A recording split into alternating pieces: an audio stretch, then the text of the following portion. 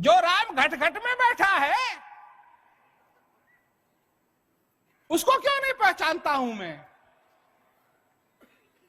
क्यों?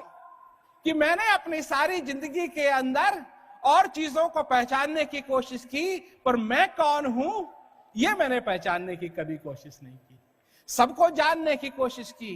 मेरा चाचा कौन है, मेरी चाची कौन है, मेरा दादा कौन है, मेरी दादी कौन है, इन सबको तो पहचानने की कोशिश की। अपने दोस्तों को पहचानने की कोशिश की। मैं अपने दोस्तों को अच्छी तरीके से जानता हूं, पर जब मेरी बारी आती है तो मैं अपने आप को नहीं जानता हूं। मैं अपने आप का दोस्त नहीं बन सका, अपने से रिश्ता नहीं जोड़ सका। तो जब भी अपने आप को देखा तो सिर्फ कहां देखा? कहां देखा? आईने में देखा। असली में नहीं देख सके, सिर्फ आईने में देखा। जब कोई गुजर जाता है ना तो और उसका अगर मान सम्मान है घर में तो उसकी फोटो लगा देते हैं। तो जो हैं घर में तो जो देखते हैं वो सिर्फ फोटो को देख सकते हैं, जीते जागते को नहीं देख सकते, क्योंकि जीता जागता कभी देखा नहीं उन्होंने, तो सिर्फ फोटो को देखते हैं। छोटे छोटे बच्चे पैदा होते हैं उनके गुजर जाने के बाद, तो ये तेरे नाना थे, ये तेरे दादा थे, कभी देखा नहीं, सिर्फ फोटो को देखा है। तुमने भी अपने आप को देखा है या फोटो की तरह अपना चेहरा सिर्फ शीशे में देखा है?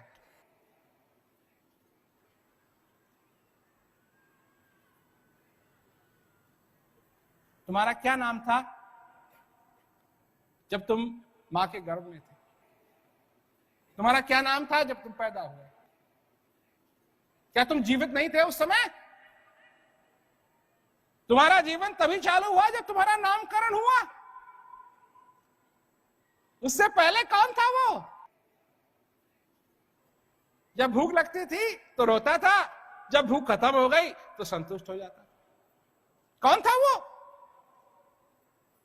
कहां है वो? कौन है वो? और किसका चेहरा देखा तुमने?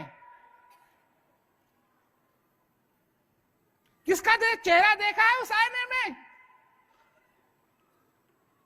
अरे ये तो चेहरा ही बदलता रहता है। जिसको तुम कहते हो ये मेरी सूरत है, क्या ये सूरत वही सूरत है जो तब थी जब तुम 7 साल के थे, 8 साल के थे, 10 साल के थे, 12 साल के थे, 20 साल के थे, 30 साल के थे, 40 साल के थे, 50 साल के थे, 60 साल के थे? जिसको तुम कहते हो कि ये मैं हूं वो तो बदलता रहता है। एक समय था ना जब बाल सारे काले थे, बाल भी थे और बाल काले थे। फिर धीरे धीरे जब उम्र बड़ी होती है, होता क्या है? होता यह है कि बाल पहले जब तुम जवान होते हो तो यहां होते हैं, सिर के ऊपर, और जब उम्र बढ़ने लगती है तो यहां से छट करके और सब जगह जाने लगते हैं, जहां पहले नहीं थे वहां जाने लगते हैं, और फिर धीरे धीरे सफेद होने लगते हैं, फिर सफेद होके गायब होने लगते हैं, और चेहरा बदलता रहता है। और एक समय था कि अपने को देखने में तुमको चश्मे भी पहनने की जरूरत नहीं पड़ती थी, और एक समय आएगा जब खुद ही को देखने के लिए चश्मे पहनने पड़ेंगे। ये तो सब कुछ बदलता रहेगा भाई, ये तो सब कुछ बदलता रहेगा। ये तो प्रकृति है शरीर की बदलने की। पर मैं जो कह रहा हूं तुमसे वो ये कह रहा हूं कि तुम सिर्फ शरीर ही नहीं हो, कुछ और भी हो। ये तो सिर्फ एक मंदिर है, और इस मंदिर के अंदर बैठा एक ऐसा भगवान जो निरंतर है, निरंतर है। सुबह भी है, शाम में भी है, तुम्हारे दुख के समय में भी है, सुख के समय में भी है। जब तुम भ्रमित हो जाते हो तब भी वहां प्रकाश है, तुम्हारे अंदर वहां प्रकाश है। ऐसा प्रकाश है कि जब अंधेरा हो जाता है तब भी अंदर प्रकाश है। तो भाई ये है तुम्हारी जिंदगी के अंदर, ये संभावनाएं हैं कि तुम भी अपने जीवन को सफल बना सकते हो।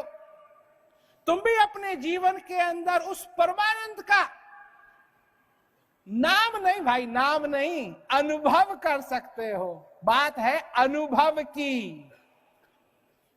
मनुष्य को अनुभव करने की जरूरत है। मनुष्य सिर्फ शब्दों पे ही नहीं रह सकता। सुनिए मेरी बात, शब्द ठीक हैं, शब्द ठीक हैं, परंतु सिर्फ शब्दों पे ही मनुष्य नहीं जी सकता है। करेला करेला करेला करेला करेला करेला करेला करेला रटने से मुंह में करेला नहीं आएगा। और अगर, सुनिए मेरी बात, मैं ये बात बड़े ही नम्रता से कह रहा हूं कि अगर रोटी रोटी रोटी रोटी रोटी रोटी जपने से अगर रोटी आ जाती तो इस सारे संसार की भूख की समस्या का हल हो जाता। फिर तो किसी को भूखा मरना ही नहीं पड़ता। रोटी रोटी रोटी रोटी रोटी रोटी रोटी रोटी रोटी रोटी रोटी रोटी रोटी रोटी रोटी रोटी, इतना ही बहुत है। पर दुनिया के अंदर जो भूखे हैं उनको मालूम है रोटी रोटी रोटी रोटी रोटी रोटी रटने से रोटी नहीं मिलती। तो भाई उनसे भी कुछ सीख लो, उनसे भी कुछ सीख लो। रोटी रटने का सब क्या कहते हैं, ये उसमें ये नहीं है कि रोटी रटी और सब कुछ हो गया, नहीं, ये तो अनुभव करने का विषय, खाने का विषय है। इसी प्रकार शांति सिर्फ ये नहीं है शांति शांति शांति शांति शांति शांति शांति शांति शांति शांति शांति करने से शांति नहीं होगी। दुनिया के साथ यही तो हो रहा है। शांत, तुम समझते हो शांति शांति शांति रटने वालों की कोई कमी है संसार के अंदर? तो कहने से कुछ नहीं होता है। रटने वाले बहुत हैं, चिल्लाने वाले बहुत हैं, परंतु जब तक अनुभव नहीं होगा, जब तक अनुभव नहीं होगा तब तक कैसे काम चलेगा? शांति का अनुभव अपनी जिंदगी के अंदर होना बहुत जरूरी है। कितने ही लोग हैं जो भगवान में विश्वास रखते हैं, पूजा करते हैं भगवान की, प्रार्थना करते हैं भगवान से, पर कभी उस भगवान का अनुभव भी किया है अपनी जिंदगी के अंदर? अंदर असली अनुभव जिसे कहते हैं, तुम्हारे अंदर तेरा साईं तुझमें जो पुष्पन में वास, कस्तूरी का मृग जो बन बन ढूंढे घास। यही सारी सारी दुनिया के साथ यही हो रहा है। तेरा साईं तुझमें जो पुष्पन में वास, कस्तूरी का मृग जो वन वन ढूंढे घास। घास में खोज रहे हैं कि ये कस्तूरी की जो सुगंध है ये किस घास से आ रही है। ये घास में नहीं है, ये तो तुम्हारे अंदर है। सब संत महात्माओं ने यही बताया है कि जिस चीज की तुमको खोज है वो तुम्हारे अंदर है। तो फिर आज बाहर कहां खोज रहे हैं? असली मूल में यही है कि ये जिंदगी, ये लिखा हुआ है उस पन्ने पे, वो जो हृदय की किताब है ना, उस पन्ने पे लिखा हुआ है, इस जिंदगी को उस परमानंद के आनंद में बिताना, उस मौज में बिताना।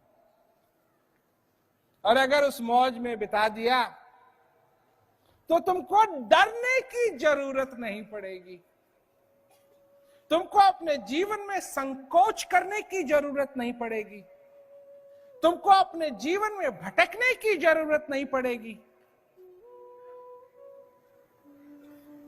अपने जीवन को धन्य जरूर बनाना। और यही तरीका है कि ये सचमुच में जीवन धन्य हो और हमारे जीवन में भी वो प्रकाश आए जिस प्रकाश के आने से अंधेरे का नाश हो जाता है।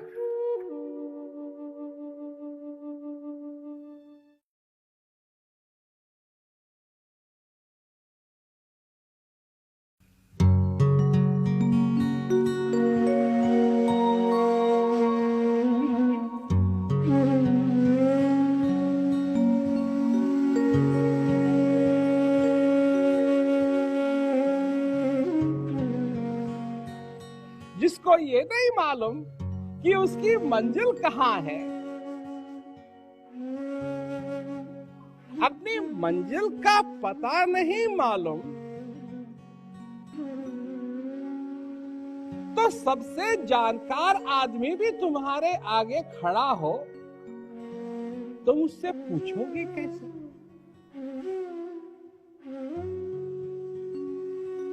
और अगर याद भी आ गया कि कहां जाना है पर पता बताने वाला नहीं है, तो फिर क्या करोगे?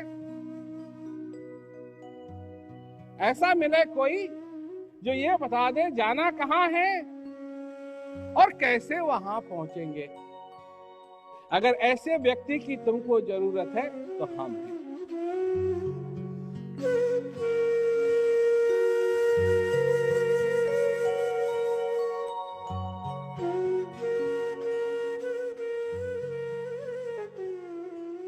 मैं यहां और चीजों के बारे में नहीं आया हूं। मैं यहां क्या होना चाहिए क्या नहीं होना चाहिए इसके बारे में सुनाने के लिए नहीं आया हूं। बात है तुम्हारी, तुम्हारे परिवार की नहीं, तुम्हारे देश की नहीं, तुम्हारे नगर की नहीं, तुम्हारे गांव की नहीं, तुम्हारी सिर्फ तुम्हारी, उस व्यक्ति की जिस व्यक्ति के शरीर में ये श्वास आता है, उस व्यक्ति की जिस व्यक्ति के शरीर में क्या कहा है कि घट घट मोरा साइया सुनी सहज न कोय, बलिहारी उस घट की जिस घट प्रगट होए। बात है तुम्हारी। बात करने वाले बहुत हैं, उनमें से हमारा नाम मत लेना, क्योंकि हम सिर्फ बात करने के लिए ही नहीं आए हैं।